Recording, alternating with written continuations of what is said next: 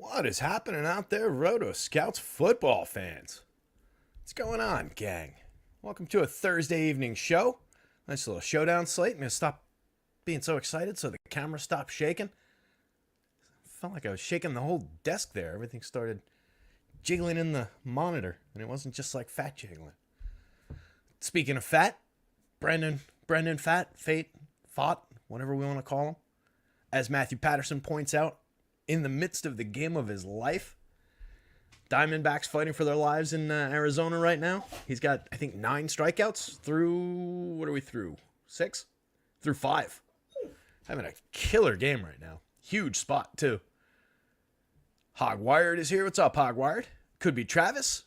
Travis is getting his hockey lineups in, right on. Dedication there. I haven't played any hockey yet. I meant to jump in on opening day, forgot, and just haven't gotten around to it. But we've got basketball right around the corner. I Googled it today. I didn't realize it was next Tuesday that is opening day. I thought I had at least like another week. Not like week beyond next week, but like week from like today till next Thursday, I thought. I got to get my shit together with getting basketball ready. But yeah, unfortunately, haven't gotten to hockey yet. Not covering hockey, obviously, at the site so far. If something pops up, we'll absolutely take advantage of it. I know there's people out there who'd be interested in it, and if they are, hit me up. Love to have you or someone doing some hockey stuff for the site and get that rolling. But yeah, basketball just coming up on Tuesday with that 2-gamer to open the season, I think. Should be fun. Oh, Larry, did they pull Fought? I did not realize.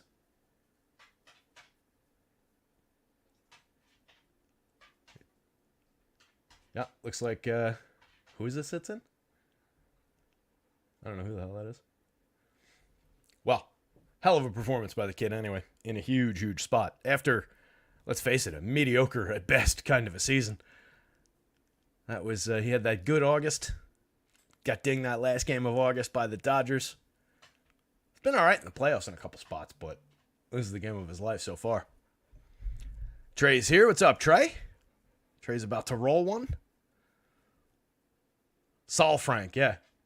Yeah, you replace. What are the odds of replacing one guy with 2 A's in his last name with another guy with 2 A's in his last name? Like back-to-back A's. B-A-B-A-R. Oh, I thought you meant 2 A's. I did. Not right together. Fletch. The original Fletch. Mr. Babar? I don't have any. What, kids? No, elephant books. Anyway, let's get into this thing. Should be a good one, I think. I don't know. I'm going to stop trying to prognosticate about what these actual football games are going to be like because they've just been ugly, especially these prime timers. Just been the unders crushing it this year. I think the unders up like 15 or something like that on over-unders. Just getting a lot of low-scoring games, people blaming it on red zone defense, blah, blah, blah. Just a lot of... Football's weird. Football's just a lot of happenstance. In my mind, there's an increasing pile of evidence that football's just a lot of random collisions in too small of a sample size to be able to know anything for real. But we've got some good teams. We've got some teams with, at the very least, some deep skill player rosters that I think is very interesting for Showdown. Getting a little bit of spread across the ownership for this one.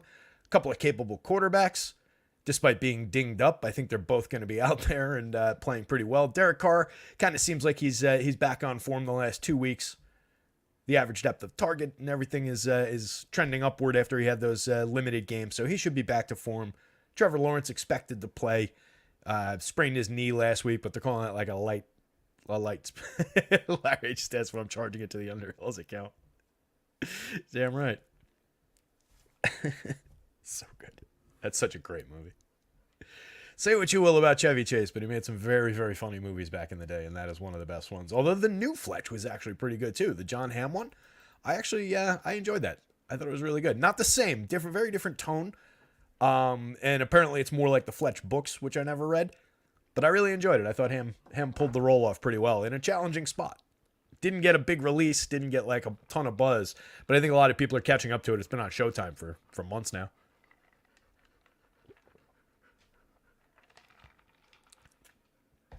Let's see, who else wandered in? Melissa's here. What's up, Melissa? Lone Wolf's here. Oh. Anthony Taylor's here. What's up, man? Dennis Forgy. That is a fair point. Ham is pretty great in everything. Yeah, not a bad role out there that pops to mind for me with John Hamm. It's funny too. I mean, it's weird because I first really became aware of him through Mad Men, and then which I think is the case for most people. But he's got pretty solid comic chops. He's tied in with all those really funny people.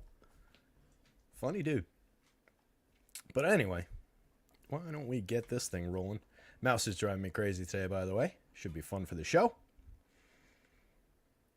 Trey says, not a ham guy. Oh, you meant the actor. Travis says, hey, Terry, have you ever put out a top 50 movie list? You have very eclectic taste. It would be interesting to take a look at.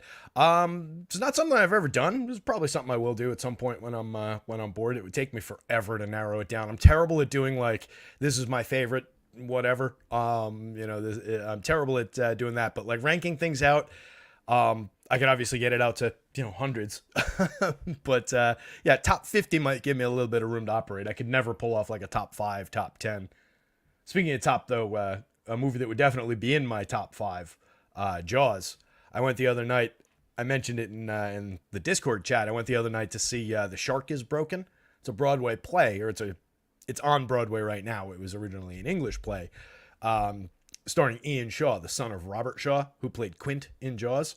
And it's essentially it's a 3-man play, and it's Robert Shaw, Richard Dreyfuss, the guy's playing these guys. The guy's playing Robert Shaw. He's playing his father, Robert Shaw. A guy's playing Richard Dreyfuss, and another guy's playing Roy Scheider. And it's all what was going on with them in between the disastrous takes of making of the movie Jaws. And it's all, just a big talky kind of a play. But it was really good. Really, really funny. Really good stuff. It's called The Shark is Broken.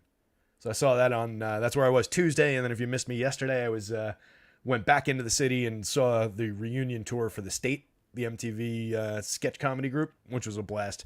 Had a big steak dinner with some of my buddies, bunch of drinks, good time.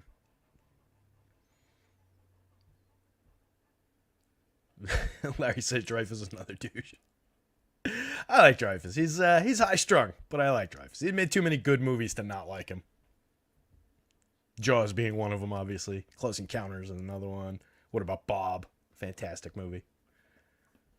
He's terrific in that. Apparently, Bill Murray really actually drove him to the edge of insanity in that movie, just to keep nudging him toward that performance. But anyway, why don't we get into this thing? So yeah, Trav, at some point I will. By the way, over my shoulder over there, I got some right up here. Some Saladon theme Halloween movies. I switched them around the other day just to put some interesting stuff on camera for the season. What do we got up there? Got the original Halloween, the original Nightmare, Friday the 13th, 1, 2, final chapter, Jason Goes to Hell. Got The Fog, American Werewolf in London, the original Amityville Horror, the original Hellraiser, The Thing, and then the Evil Dead trilogy. Evil Dead 2. If you've never seen Evil Dead 2, check out Evil Dead 2. It's essentially a remake of Evil Dead 1, but it's the one where they really hit the comedy horror formula right. If you've never seen the original Halloween, that's the one you ought to fire up. Basically created the slasher genre. Anyway, as I was saying, a couple of good quarterbacks. Trevor Lawrence, Derek Carr. Obviously we learned what we needed to learn last season with Trevor Lawrence. He hasn't really had a monster this season so far, but he's played fairly effectively. He's facing a really good pass defense, which has me a little bit concerned. He's playing on the knee, which has me a little bit concerned. But I think he's obviously capable enough. Last time out, completed 20 of 30 passes, 181 yards, 2 touchdowns. Looking at probably a similar game to that. We're dealing with a 40.5 point total, a 2-point spread here. So Vegas likes it to be close. Vegas likes it to be fairly low scoring, which is not necessarily ideal for fantasy. But we do have enough talent that this one could get up and get going a little bit. So I don't mind this game from a fantasy perspective. We're not dealing with something that I expect to just be slow paced, grind the clock, just a grindy between the 40s kind of a, ugly kind of a game. I think they're going to be throwing the ball on both sides. There's certainly opportunity for Derek Carr and the New Orleans receivers to get downfield against the Jacksonville pass defense that's basically a pass funnel, They allow a lot through the air. They're 23rd ranked, 6.9 yards per pass attempt so far on the season. They allow a lot downfield. They're one of the worst ranked teams in deep balls this year. So there should be some opportunity downfield against the Jags and through the passing game. They're getting stuff. They're stuffing the run somewhat effectively. They've been pretty good against the run, but obviously Kamara's got the talent to overcome that. So I don't really sweat their good rush defense, and he's getting such crazy volume in both the running game and the passing game that I think he's a high priority option on this slate, and he's priced appropriately for it. Same thing with the running back on the other side. And then you've got capable receivers. No Zay Jones again for the Jags. You've got Ridley and Curry. I didn't mean to skip over ATN. We're just going to go, into the positions like we normally do. But ATN, premium option at his position. He's going up against the 14th ranked rush defense, so a little bit more leeway in terms of what they're allowing. But we're talking about, 0.3 yards per attempt. It adds up over the course of a full game, 16, 20 rushing attempts. Sure, it adds up to a little bit of something, but this is, not that big a difference. That's why, again, with football, it's some of this stuff is like, how worth mentioning is that he's gaining a third of a yard, so an extra foot per carry. It's something, but it's not reasons to go to or away from either one of these guys, I would say. I think that both of these guys are who they are, and you can absolutely roster them with confidence just based on their talent and what they do and the crazy volume that they both get. And then receivers-wise, it's really similar on both sides. Ridley and Kirk over here, Olave and Michael Thomas over here, and then they've got the added bonus of Rashid Shaheed, where they're on the Jag side, it becomes more the Evan Engram opportunity. You've got Agnew there, who will probably be stepping into that Zay Jones role and might see a few looks. But really, they don't have another field stretcher like the Saints do in Rashid Shaheed. So I kind of like that option, especially if we're thinking that they're going to be looking deep. You've got Olave and Shaheed going deep. You've got Thomas working a little bit underneath, getting a lot of looks in the red zone despite not scoring all year. So there's definitely opportunities there, and then tons and tons of passes going Kamara's direction for limited yardage, but whatever he can break and pick up becomes, the opportunity for home run plays. Jamal Williams still listed as questionable last I saw. Seems like he's going to play. Just got activated, played week 1, came out of the game week 2 with a hamstring and has not been seen since, but is supposed to be activated and I think is going to be out there. The big thing with him, obviously, was a monster last year, like 1,100 yards or 1050 or something, or thereabouts, 17 touchdowns.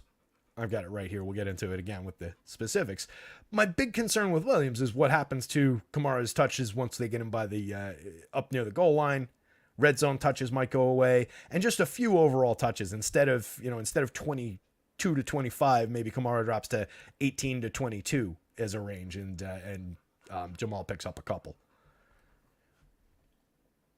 At the tight end spot, like I said, Evan Engram is pretty much, the next man in with Ridley and Kirk here.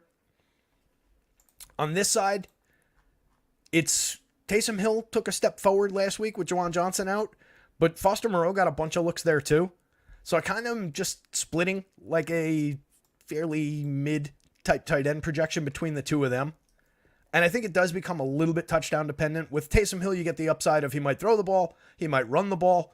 There's a couple things on the field that he'll do. So he's the more dynamic of the two, but he's obviously significantly more expensive. And I don't know for sure that the touchdown ball is going his direction over Foster Moreau if they happen to be in that situation. Larry C says, did you see this stat? The Saints are the only team whose games have all hit the under this season. That's interesting. It's not necessarily predictive. It's like a descriptive thing, right? We know that they were limited by Carr being injured. They lost. They had no Kamara to start the season with a suspension, and then they lost Jamal, who they thought was going to be the primary running back while Kamara was out. So that kind of explains their side of it. And then they've got a pretty good defense. So it kind of adds up, if you think it through. But that's a really interesting point, Larry. I hadn't seen that. That is interesting, and it tracks. That's what I'm saying. It's I don't mean if you think it through to imply that you didn't think about it. I mean it tracks to what these teams do. New Orleans fairly high paced, pass focused. Jags kind of a more mid-level pace, a little bit more rush focused, but should be definitely opportunity to score. I think what I want to see happen is New Orleans get up early so that Jacksonville's got to throw the ball a little bit. kind of get them engaged. Then hopefully they come back and make a game of it and we get scoring back and forth. That would be the ideal. We have not really gotten the ideal situation in most of these games this year, but we press on.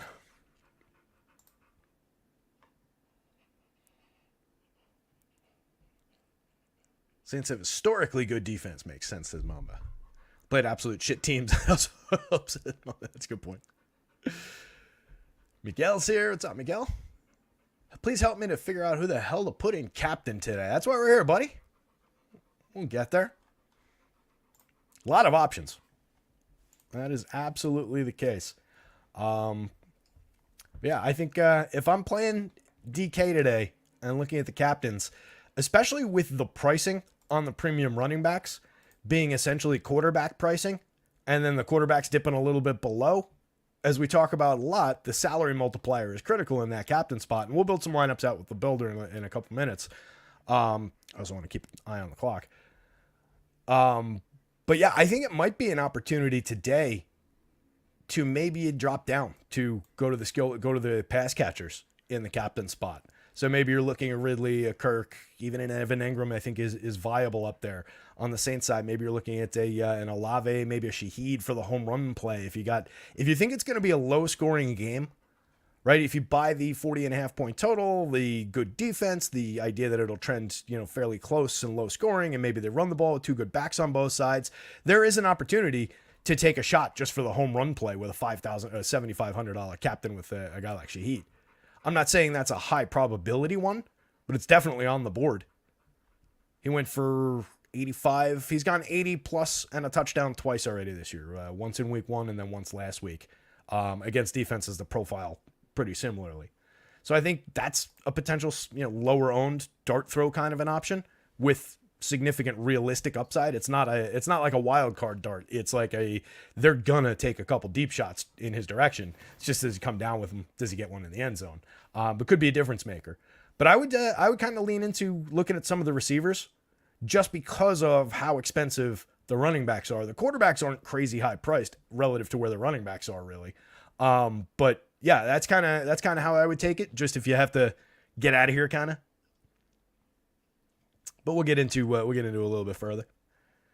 Mamba says, careful, you've been in fuego with these captain picks. Let's keep the streak going. Have I? Well, I just covered like 9 guys, so it makes it easy. If I had to pick one, we'll see. We'll see what we land on when we get to the builder. Well, let's get through the position by position. It's also really warm in here. It's gotten really warm in here over the last few minutes. I'm not sure why. There's nothing on fire. The coffee maker's not on. As long as nothing's actively on fire, I'm sure we're all right. It really feels like it's gotten warm. The Joker's also over here just going nuts. I fed you already. Go lay down, you jerk. This is how much I was petting him. Little ring of fur wrapped around my finger. So Lawrence for 96, 14-4 on the DK slate. Carr, 88, 13-2. Lawrence projecting out slightly better. I don't know that I totally am enthusiastic about how that looks just on an optics sense, because I do like Derek Carr, I do like his weapons, and I love the matchup. When we're looking at it right next to this pass defense stats, it becomes pretty stark. 270 yards per game, 9 touchdowns allowed already for the Jags defense. Like I said, kind of a pass funnel. Only a 7.9 yard defensive average depth of target. On the other side, the Saints a 9.1 yard average defensive average depth of target. But they're only allowing 182 yards through the air per game. They've given up 7 touchdowns, gaining pressure 19% of the time. The Jags gain pressure 23% of the time. They're doing it via the blitz, where the Saints are getting there a little bit without a extremely heavy blitz rate. Neither team putting up a monster pressure number, but both capable, couple sacks a game. Both teams putting up more than an interception a game so far.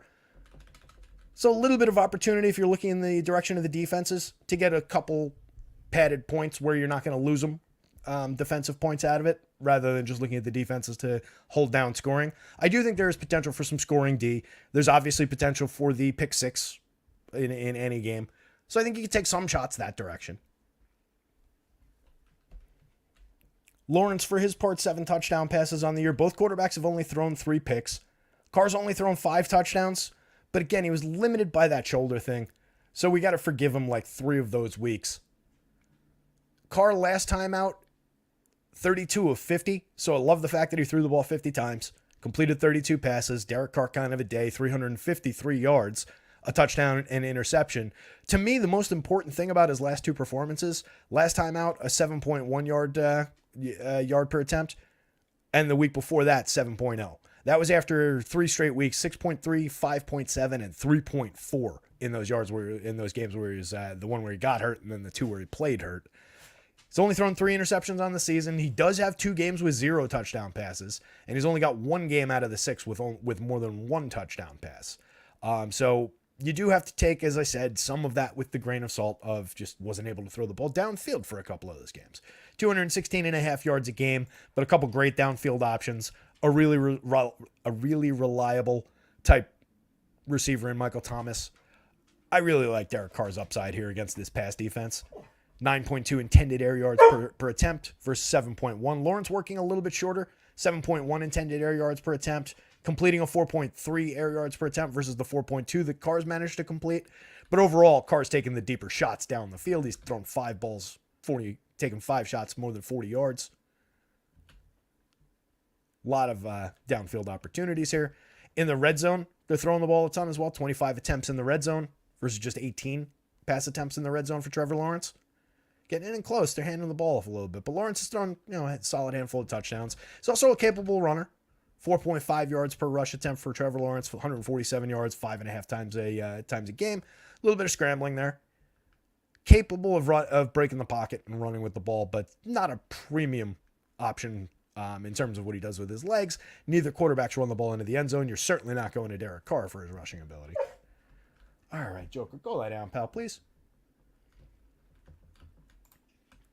So, both guys obviously in play. I think based on where the pricing is, I prefer Derek Carr, given the expectation. Regardless of how they project out, in a points per dollar sense, Carr is going to be ahead here, I would think. I didn't actually do the division, but I would expect that I would be going to a fair amount of Derek Carr here for the money, just with what I expect him to do against his pass D, whether or not it projects completely through. Joker, please, buddy.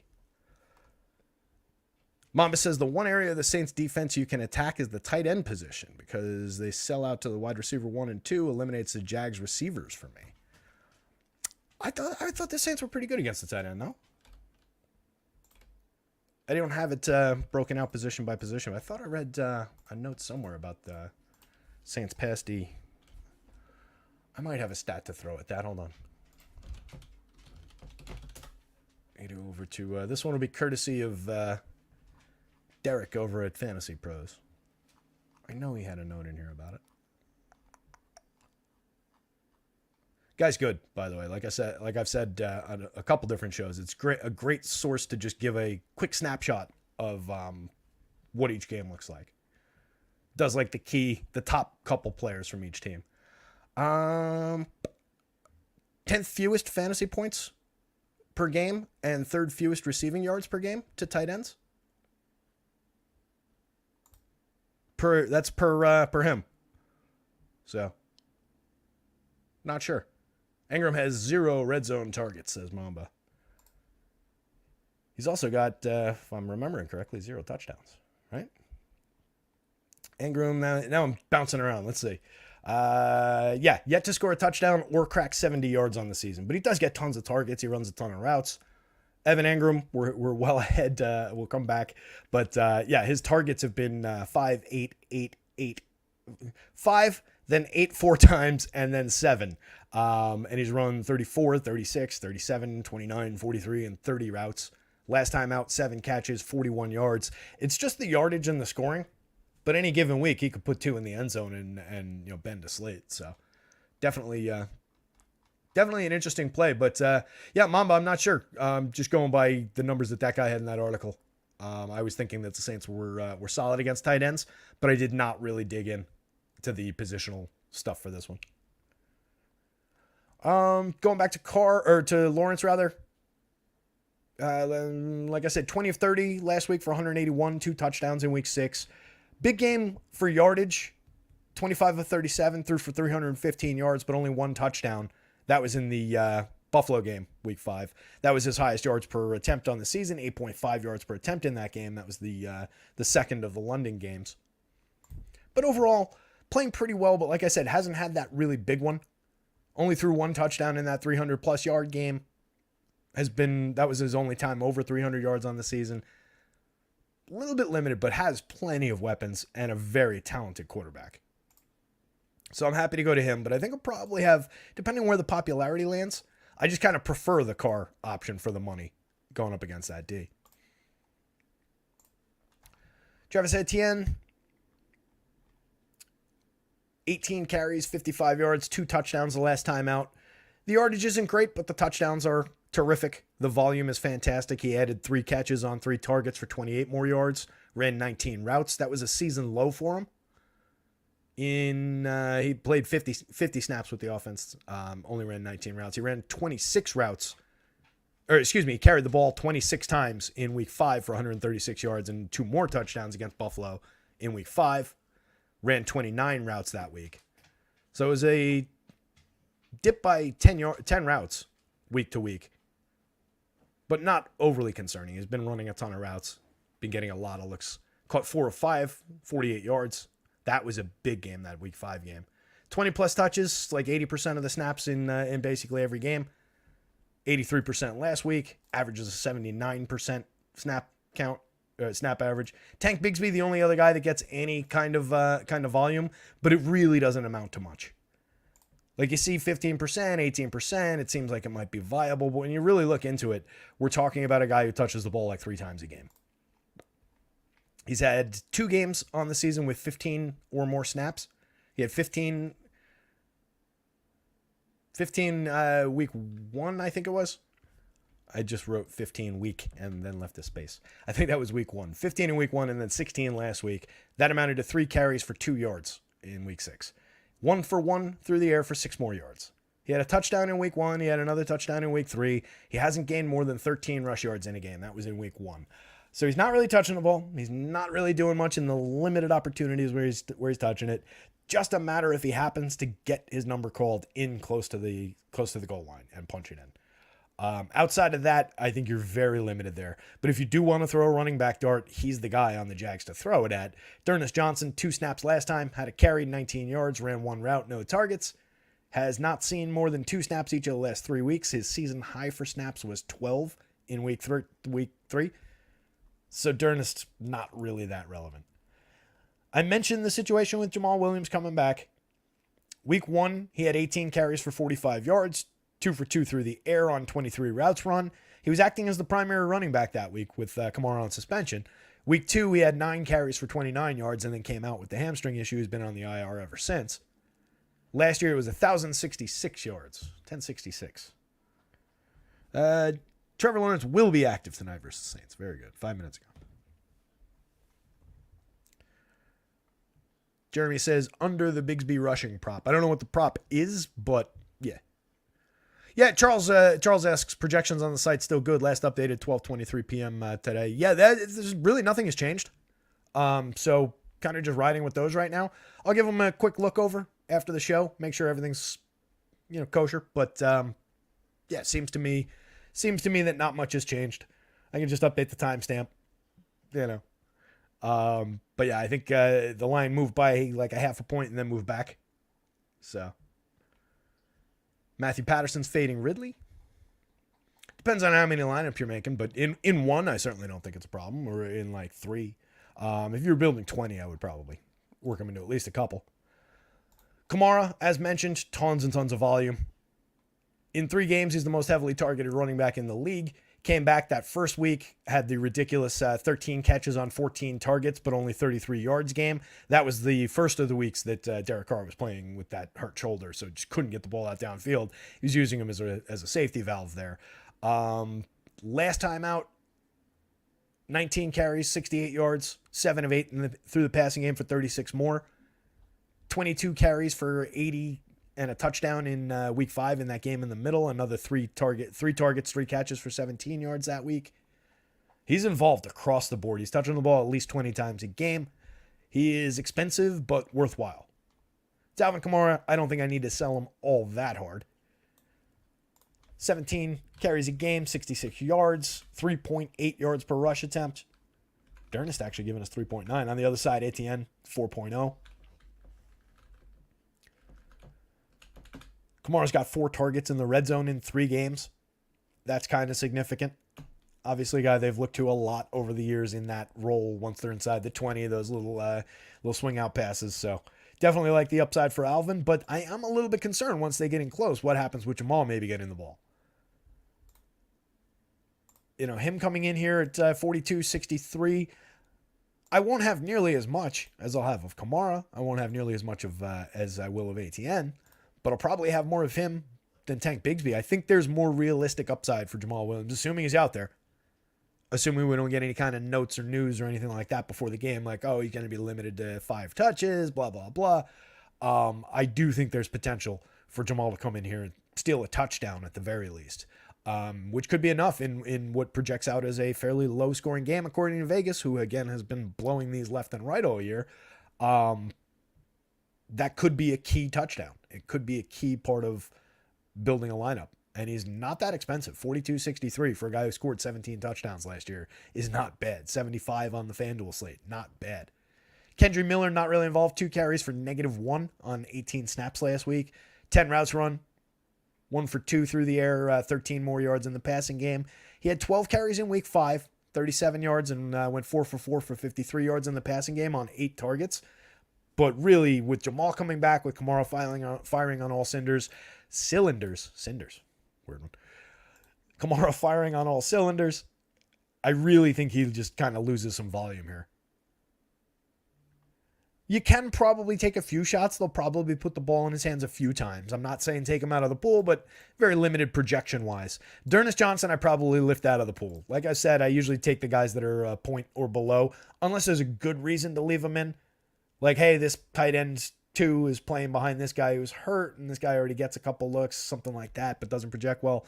Whatever, something like that, maybe, if there's a reason. But yeah, usually I'll go guys below 1, so D'Ernest would come out. But I think there is at least a minimal path for Kendry Miller. Clearly a much, much better option on DK for 1,800. I wouldn't put him in the captain spot, I don't think, at 27. But the 1,800 in the flex is okay. 7,000 on FanDuel, I would just probably find 500 and go to Jamal. That's a pretty high price for him on FanDuel. In the passing game, as referred to, I mean, strong options on both sides. Oops. There. So it's really 3 good outlets for passing on both sides. Because I'm not really going to lump in the tight ends. I have nothing against Taysom Hill or Foster Moreau. If they were melded into one guy, they might be a little bit valuable here for fantasy. But really, it's 3 good wideouts, 2 good wideouts, and a good tight end. That said, Ingram, a little bit more restricted overall in his projection than the other receivers. He's seeing 85% of the snaps, 76% on average, 85 last week. 1.4 yards per route run for him, 1.6 for Christian Kirk. Only 1 yard per route run last time out for Calvin Ridley. That was 4 for 8 on 30 routes run, 49 snaps, but just put up 30 yards. It's a weird game for Calvin. Had a carry for -4 yards in that one. In week 5, he played 70 snaps. He ran 44 routes, 7 of 8 for 122 yards. Part of Trevor Lawrence's big passing yardage day. But he didn't get the touchdown that day, the 1 touchdown that Lawrence threw that day. Has 2 touchdowns on the season. A lot of opportunities for a big game, though. Red zone targets, 2 in the first week, 3 in week 2, 0, 0, 1, and then 0 again last week. But overall targets, getting most of the first reads. His overall target numbers 11, 8, 7, only 2 in an odd week 4, and then 8 each of the last 2 weeks. Big chunk of the air yards, putting up 1.82 yards per route run overall, or 1.8 yards per route run overall on the season. Christian Kirk putting up 1.9, getting 8 targets a game, slightly out-targeting him. 5 catches a game. Ingram getting 6 catches a game, but doing the least with them overall. Christian Kirk, last time out, had a touchdown, 49 yards, just 3 catches, targeted 6 times on 29 routes. 2 touchdowns on the season. His target shares have gone 3, 14, 6, 12. They've kind of bounced around a little bit, 8 and 6 the last couple of weeks. But he's out there running routes constantly. He's got a 77% snap average, running routes on 67% of those snaps, drawing targets on about 20% of the, or 24% for the season of the routes that he runs. Engram draws targets. They distribute pretty evenly through these guys. All right. Ridley's drawing targets on 21% of his routes. Engram 22%. Christian Kirk 24%. And they're all getting opportunities. They've all got big time upside. They've all got the opportunity to score touchdowns. Engram, again, hasn't been over 70 yards all season. Hasn't scored a touchdown. But his target shares, just to reiterate, 5 the first week, then 4 straight weeks with 8, and then 7 last time out. He's run 30 or more routes in all but 1 week of the season. A very heavily involved and talented tight end. Once they get down in the red zone, Calvin Ridley all day. 6 targets in the red zone already for Calvin versus 2 for Kirk. None for Engram, as I think it was Mamba pointed out before. 2 targets in the red zone, oddly, for Brenton Strange. He's got a receiving touchdown on the season. Bet you didn't think we were going to be talking Brenton Strange today. 2 of 3 on 7 routes, 34 snaps in week 6, 27 yards and a touchdown. He's run routes. He's run at least 4 routes in each week since week 2. 2, 4, 7, 5, 4, 7, with his target shares being 0, 0, 2, 0, 1, and 3. He's had 2 other catches all year. Both were in week 3 for 7 yards. But he's been targeted twice in the red zone. I'm not completely uninterested on a showdown slate as like a total just random dart throw at 1,000, 1,500, 65 on FanDuel. Again, not fantastic pricing. I'd rather pay 5,000 for a play like that. But a minimally playable dart throw of a tight end option at best. Elijah Cooks, I think, is going to be active. He was active last week. Undrafted rookie. That was the first time he was active. Did not see any targets. He ran 2 routes, played 10 snaps. Probably not going to be active. Tim Jones, up here, 13 snaps. Saw 0 targets on 3 routes run in his 13 snaps. In week 5, he saw 22 snaps, 1 target, did not catch it on 12 routes run. He's got 3 catches for 10 yards on the season. Not really an option. Jamal Agnew, I skipped over. He ran 14 routes last week on 19 snaps, saw 0 targets. This is with Zay Jones out. Same situation. 10 snaps, 6 routes, 0 targets week before that. Did not play in week 4. He caught 4 of 5 in week 3. Ran 31 routes on 39 snaps that week, 49 yards in his season high game. The one thing about him is that he does also return punts and kicks, so you get a little bit of bonus upside there. He should be out there running a handful of routes. Maybe he gets a couple of opportunities. I think Agnew's probably more realistic than Brenton Strange, but he'll probably get in terms of these like low ball options, he'll probably get a little bit more attention. Certainly like Agnew better than Tim Jones, Elijah Cooks once we get down to that level. But Brenton Strange is a little bit of a curveball there. Now, Agnew only costs 400, 600 on the DK slate. He's 6,000 on the FanDuel slate. That's very different. So I think he's playable at the worst on DK as a dart throw type option. If he breaks you a kick, that's huge. Then you don't need him to get targets. But it's really, 1, 2, 3. And this 1 is close. You could easily say it's 1, 2 between Kirk and Ridley. Call it 1, 1A and then Engram. And then any of these guys, and it's really these 2 that I think get any looks at all. And they're already very limited outside of these 3 guys. Because you've got ATN picking up some of that passing game.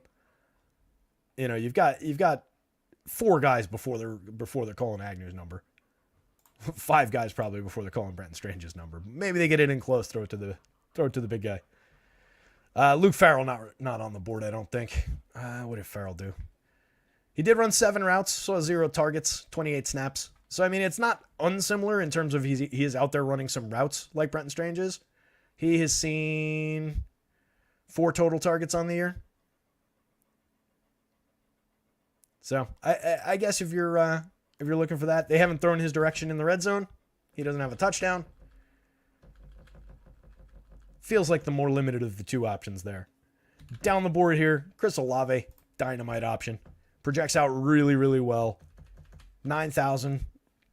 It's reasonable. It's expensive, but reasonable. 12,000 on the FanDuel slate. Plays 81% of the snaps on average. Runs routes 65% of the snaps that he plays. He's targeted 24% of the time that he runs a route. Michael Thomas targeted 22% of the time that he runs a route. And then all these other guys in the teens. It's really premium deep option, premium shorter and red zone option, and then a solid home run hitter type of a deep threat. On the A-dot board, 14.4 yard A-dot for Olave, 18.2 yard A-dot for Rashid Shaheed. Thomas, 10.8. It's not like he's only operating, near the line of scrimmage. It's certainly not problematic where they target Michael Thomas. It's just less downfield than these other two guys. In the red zone, Olave's gotten 4 targets. Thomas leads the team with 6. Shaheed's seen 2 looks. They're spreading the ball out a little bit. They're working with the tight ends. Foster Moreau has the interesting options in the red zone. He caught the one opportunity 2 weeks ago. It was 1 target, caught it, 6 yards, 6 points, put it in the end zone. That's the kind of play that we're looking for on showdown slates. As I've said many times through the year, I like going to these viable, realistic tight end number 2s.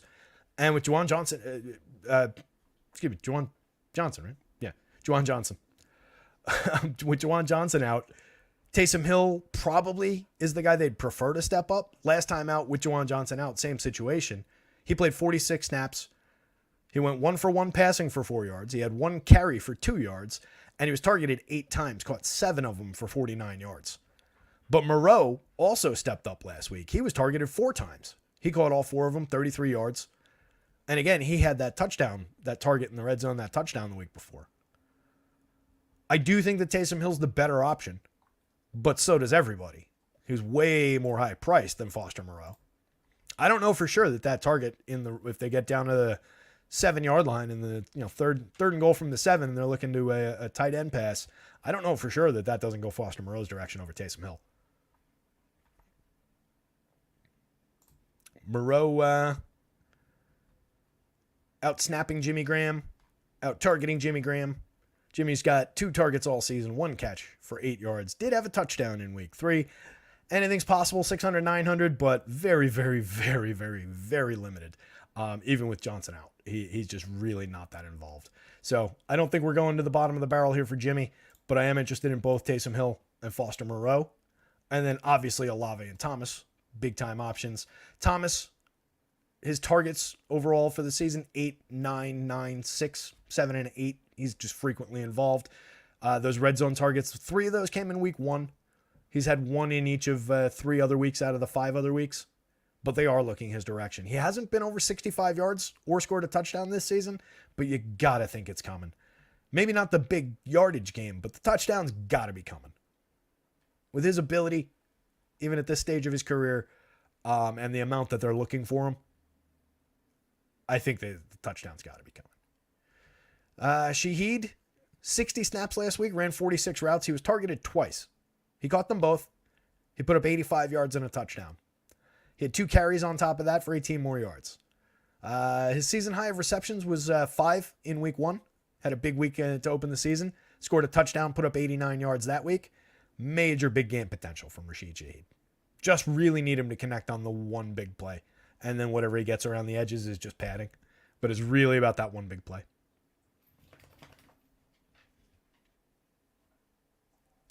Greg says, just got here. Did you mention anything about your NFL full slate schedule? No, I haven't. Projections will be up tonight. A little bit behind. As mentioned, was out the last 2 nights with fun engagements. And last night definitely tied one on with the boys. Had a fun night. So a little bit behind, just making sure everything's where it should be. But I've got everything. It all comes out of the same sheet. So when I did these projections, I did those as well, just on different tabs. But I like to go through and just make sure everything's making sense. And I'm about halfway through that process. So while I'm watching this game, I'll finish that off. Projections will be up on the site tonight. And then usual routine, schedule-wise. Holy shit, 7:15. Usual routine schedule-wise, I will do my best to get on the air tomorrow, and we'll do like the last first look show with the quarterbacks, the stacks, the rankings, and so on. And then we will do the full game by game for the 10 games on Saturday afternoon. Don't know what time, but expect earlier on Saturday afternoon, kind of like what we did this week. I think 5:30, 6 o'clock, somewhere in that territory, so that we're not going all night. What else is going on? Jake says Carr is a proven loser. I didn't get all the hype when the Saints signed him. Ooh, little harsh. Proven loser. I think he's one of those like mid-range, should be starting for an NFL team kind of a quarterback, but probably not going to go out there and win you a title kind of a guy. Might get into the playoffs 3 out of 5 seasons if you have good parts around him. I think he can get to this team, certainly to the playoffs. But yeah, I don't think he's going to win you a Super Bowl, but I think he's a solid middle of the road type quarterback in a league where there's like 8 talented guys and a bunch of guys who probably don't belong playing quarterback in the NFL. So he's better than the average bear, I'd say. With that in mind, let's build a couple lineups. I didn't realize how much time I chewed up just babbling there. So let's try and get a couple of these in quick.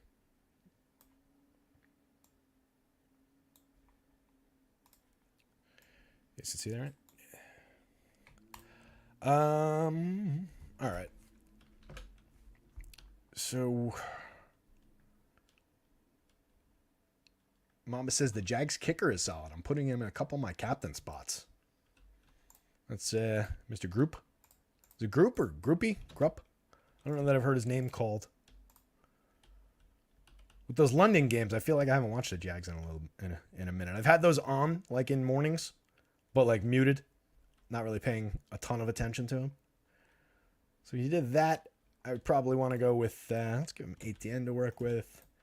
We'll get Derek Carr on the other side. We'll give Derek Carr and Rashid Shaheed for the home run play. Now we've got 9,100 to spend in each spot. That's plenty of money. You could go high end and Olave and the Saints D. That's kind of unique. I wonder if I have ownership on gripping the captain role. Hold on.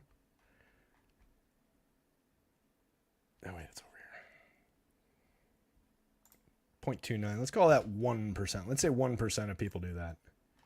That's probably the more realistic output. But that wouldn't be bad. If you're looking for a Jags kicker captain spot, that wouldn't be a bad way to put it together, I don't think. Let's do something a little more high end. What about Christian Kirk in the captain? Trevor Lawrence. Kamara on this side. Who was Agnew? Get funky with it.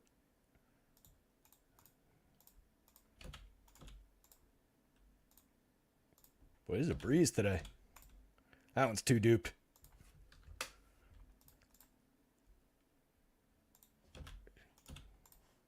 Too duped. It's the Etienne thing. Oops. This is loading up too much though on that side. Stick a sheet in there.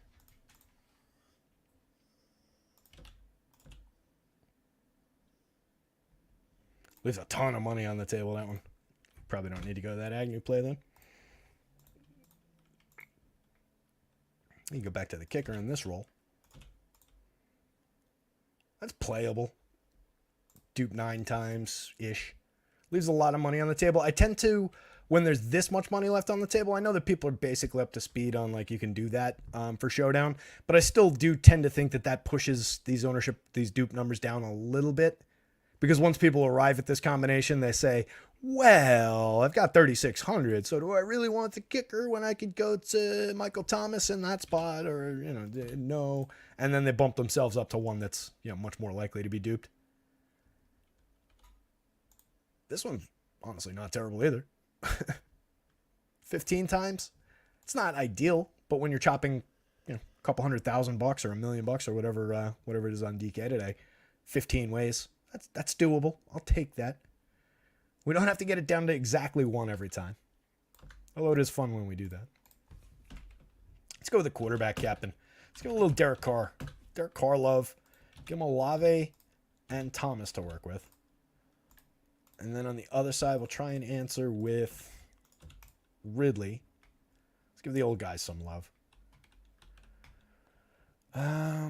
Probably not a great idea to do this because it leaves me 28. But there are viable guys. I mean, you could go with the Tank Bigsby touchdown dice roll.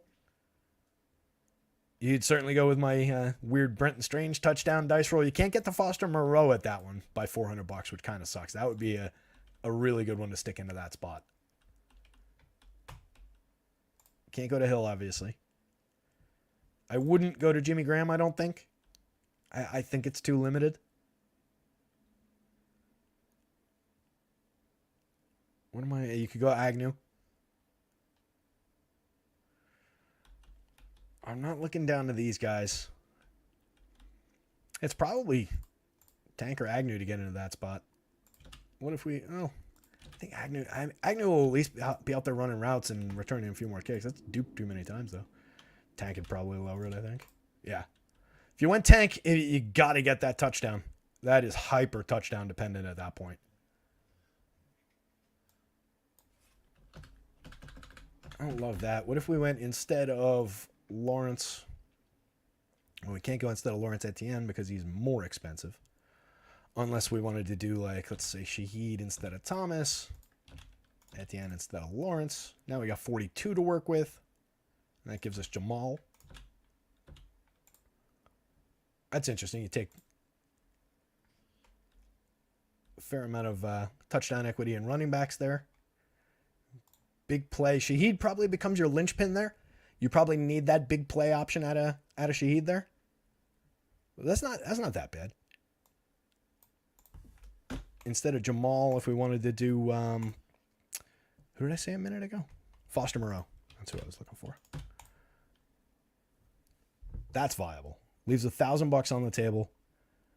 Gives you Carr with his primary, one of his two deepest threats. His primary receiver, who happens to be one of those two deep threats.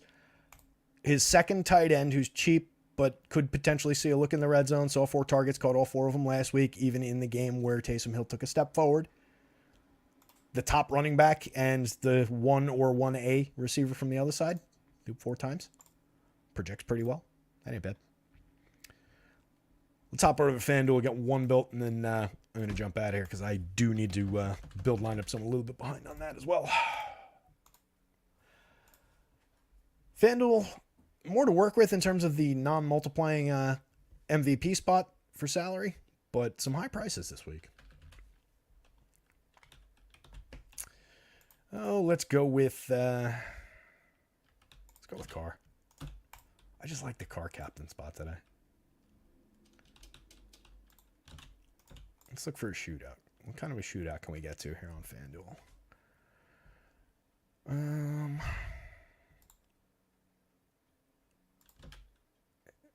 feel like I'm building too much Rashid Shaheed into these lineups. Let's go Ingram.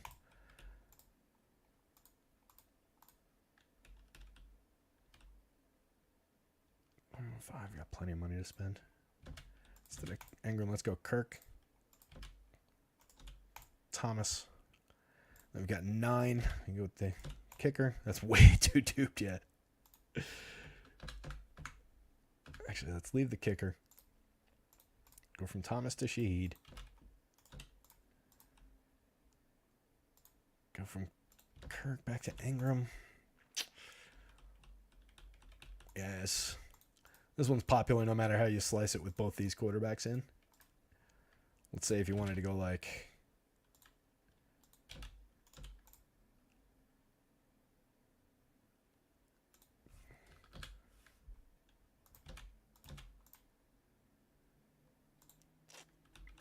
$65 left.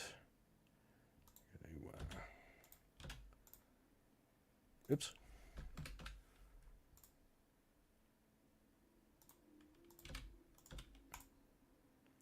Yeah, I don't love these. I assume Carr is super popular in that captain spot on the FanDuel site, which is probably doing it to us in that in this construction.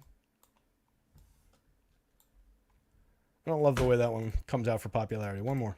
I could sit here all day doing this. Let's go Lave. Carr down here. Saints D.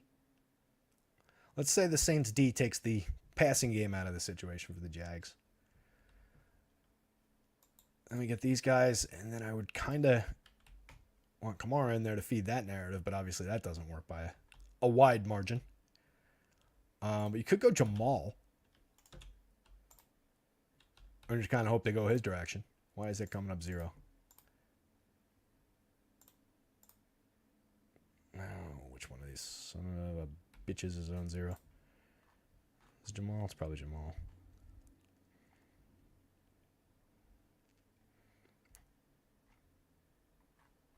Well, I don't have time to find it. It's probably not going to be 0, but I think that's kind of viable if you're looking that route.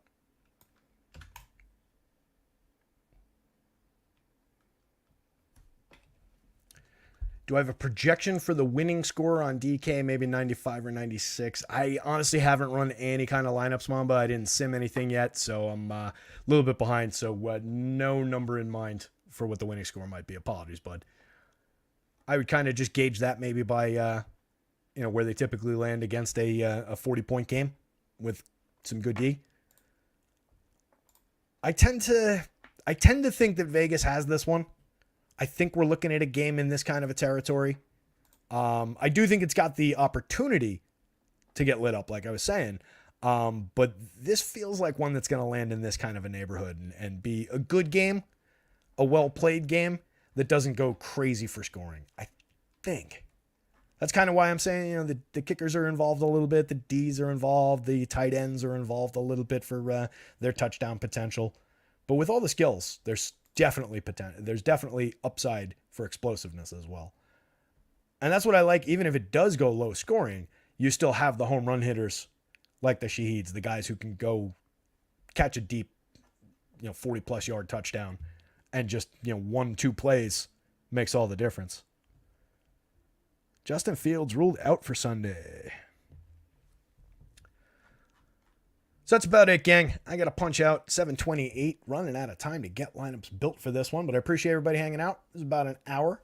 33 of you guys still hanging tough here. Hit the like button. Hit the subscribe. We'll be back tomorrow for the first look show for week 7 already. Crazy for the main slate. So we'll do that tomorrow afternoon.